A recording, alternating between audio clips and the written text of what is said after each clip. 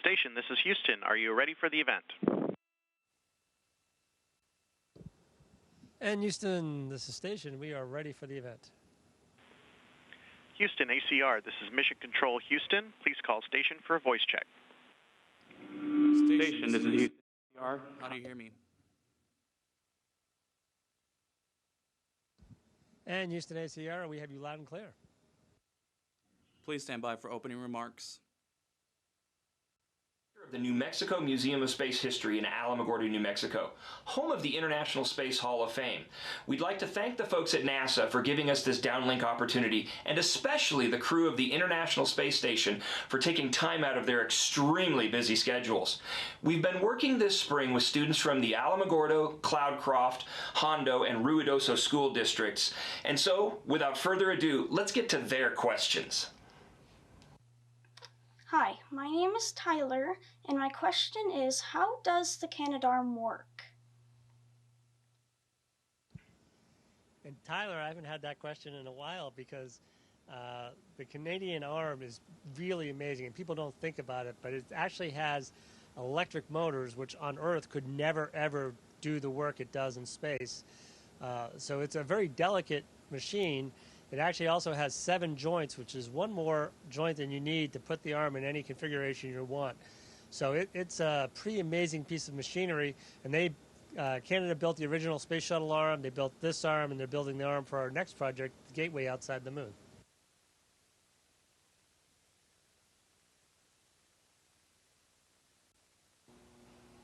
Hello, my name is Gracie Ann, and my question is, what are ways, other than using a treadmill, that you can exercise in space? Hey, Gracie Ann. Well, that's a really good question because exercise is super important to us up here. So much so that we actually schedule about 2 hours of exercise time because one of the downsides of being in microgravity is that your bones don't get the pressure that they normally do on Earth from walking and standing and just doing the day-to-day stuff that you do. So up here we do resistance exercise on a machine called ARED, which is a really cool machine that uses vacuum cylinders to create resistance so that we can exercise. We also have a treadmill, like you said, and that's kind of cool because we have to put a harness on and bungee ourselves to the ground so that we get pulled down onto the treadmill so that while it's turning beneath us, we can run. And then we also have a stationary bike that we clip into. The cool thing about that is that it's missing a seat because in microgravity, you don't need to support your upper body. So you can just pedal while your upper body just kind of flies around and floats around. So it's really cool to be exercising up here and see the way that microgravity affects the things that we do.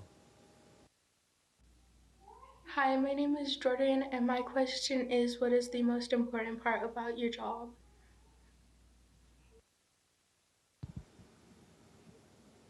So Jordan, a lot of people don't think about this, but the most important part of our job is the research and exploration and the science and actually the engineering that comes out of this whole project of flying in space. Because what it's really designed to do is make life better on Earth.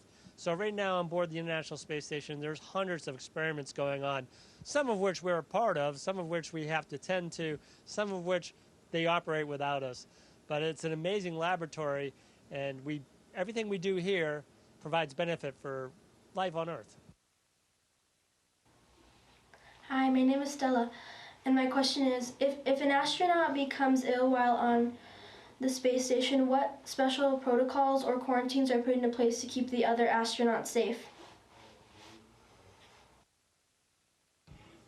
Hey, Stella. Yeah, it's really important that we stay healthy up here so that we can do all the work that Steve talked about. Not all crews have medical doctors on board, and so all the astronauts go through medical training, and we all get to go work in an emergency room, sometimes in a critical care unit, and learn some medicine so that we can help take care of our crewmates up here. For those of us that are medical doctors, we can use all that knowledge that we received during our training and during our professional careers and help our crewmates up here. But the good thing is most astronauts are in really good health, and so most of the time we don't really get sick. The other cool thing that we do is we go through 2 weeks of quarantine prior to launching, and that essentially protects us from any acute illnesses before launch, and so it's really unlikely that we'll actually bring any diseases up here. We do have a really robust medical kit. This is just one of about 10 different kits that we have up here that we can use in case of a medical emergency. We also have some like world-class doctors that are on the ground supporting us, and if anything were to happen, we basically make a phone call and they can help walk us through treating whatever medical emergency shows up here. But for the most part, we stay pretty healthy, and that's the way we like it. Hi, my name is Elliot, and my question is, what is the most interesting feature of Earth you have seen from space?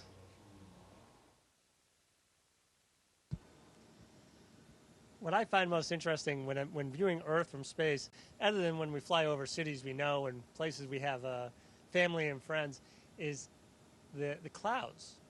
Because clouds have incredible textures, and you see layers and layers sometimes of different cloud formations as they cross and as fronts meet each other. And it's really amazing to me to watch clouds from space. Hi, my name is Sam. You were on the space station day and night for weeks, so what do you do for fun?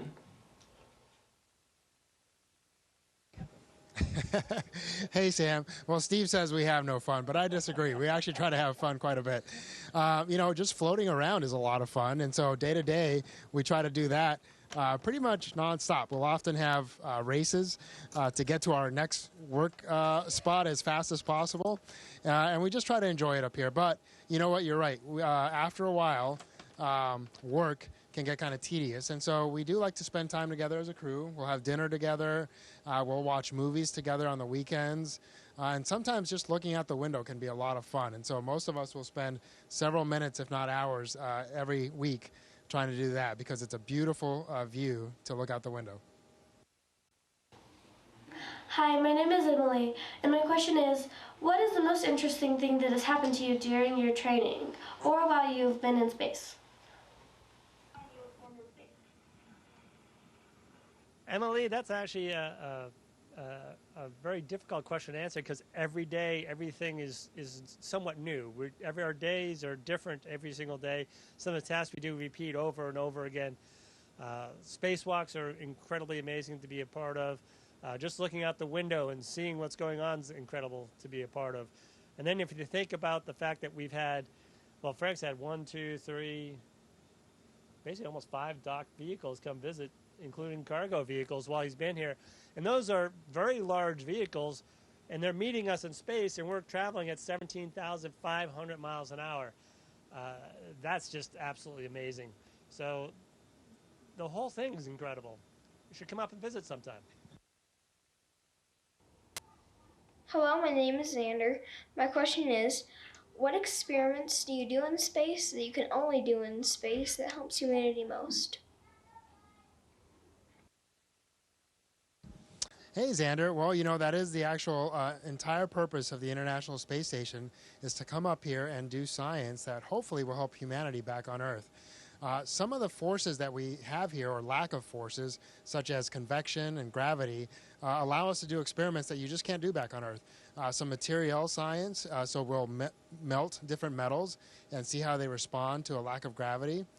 We can make crystals that are really perfectly shaped because of that lack of gravity and convection. And those crystalline and protein shapes can then be used to make medicines. And those medicines can perhaps yield much better ways to treat diseases back on Earth. We also study our own bodies. We go through a lot of changes up here, some of which mimic aging. So like bone degradation, muscle wasting, all those things happen up here because of microgravity, but they happen really fast. And so we can study those changes and see how we can affect them and perhaps get rid of them so that we can help all of humanity back on Earth. Hi, my name is Addison. My question is, why does the spacecraft drop parts whenever it goes into orbit?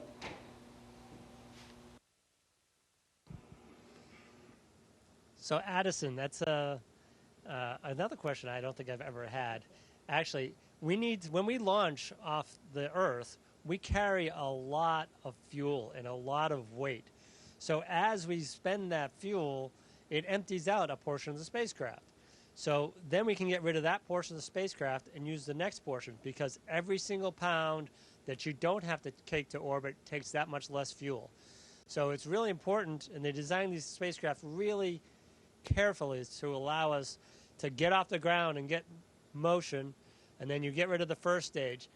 And then the second stage will light, and you'll go even further into space. If you added more stages on some of these vehicles, you could go a very long way. Hi, my name is Manasseh, and my question is, how is being an astronaut beneficial?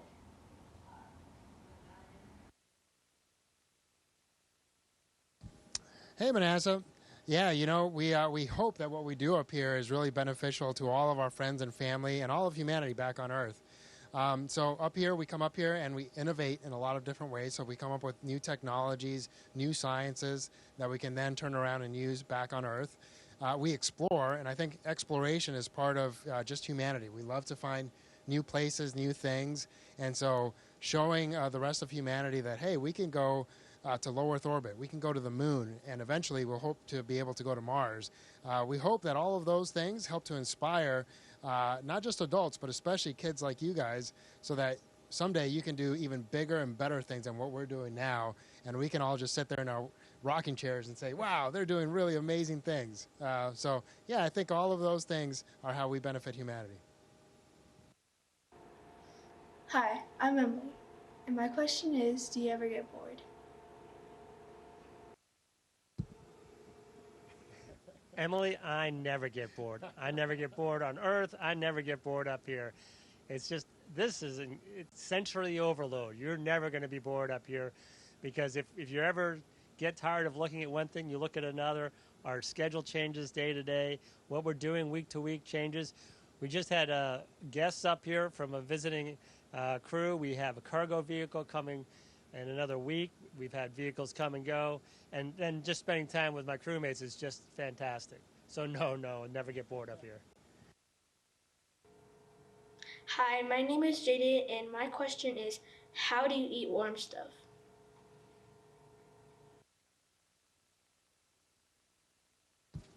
Hey, Jaden. Yeah, eating is really important, especially for our psychological health. So we try to bring up lots of yummy food. Most of it, like Steve is showing you here, comes in these two types of different packets. One looks like an MRE, which is a meal ready to eat that the military uses. And the other one comes in little dehydrated packets like this. And we basically hook it up to a little machine that shoots water in there. And both of these packets we can put in a small little hot plate that we have. We don't really want to have fire up here on the space station, so we basically use electricity to warm up a metal plate, and then this gets put up against that plate, and it just gets warmed up there. We normally try to put that stuff on there maybe an hour or two before we're ready to eat, so that it's nice and warm by the time we're ready to have breakfast or lunch or dinner. Hi, my name's Nehemiah. My question is, how did you sign up to be an astronaut?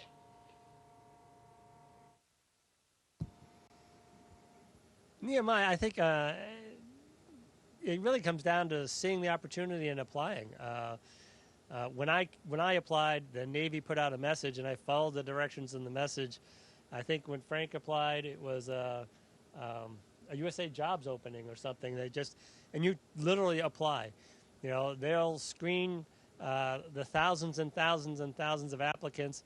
I think there were 18,000 applicants for year, and it shows a few people. So it's pretty interesting selection process, and we get great people. Obviously, after my class, I mean, these guys are incredible, and it's you just to follow the directions. Really comes down to meet the requirements and follow directions. Hi, my name is Dylan, and my question is, why did you decide to be an astronaut?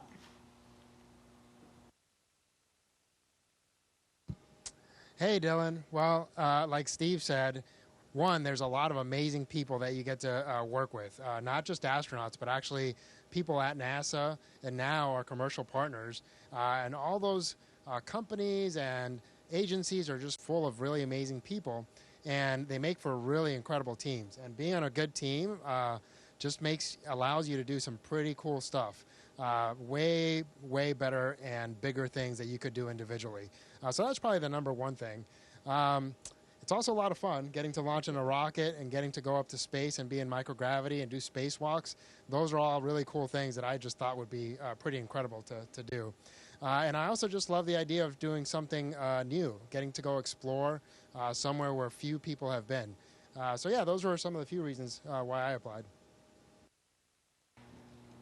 Hi, my name is Jacob, and my question is, when you're floating around in space and you look at Earth, how do you feel?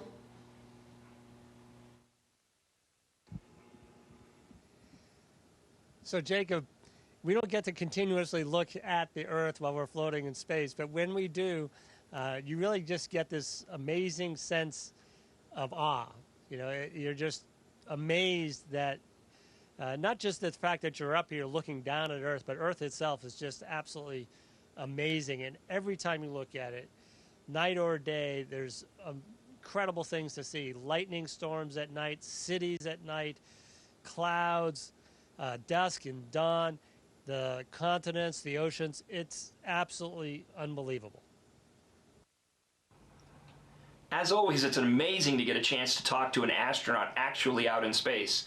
So, on behalf of the students of the Alamogordo, Cloudcroft, Hondo, and Ruidoso school districts, the New Mexico Museum of Space History, and the International Space Hall of Fame, we want to thank NASA and the astronauts on the space station for taking time out of their very busy days. Thank you.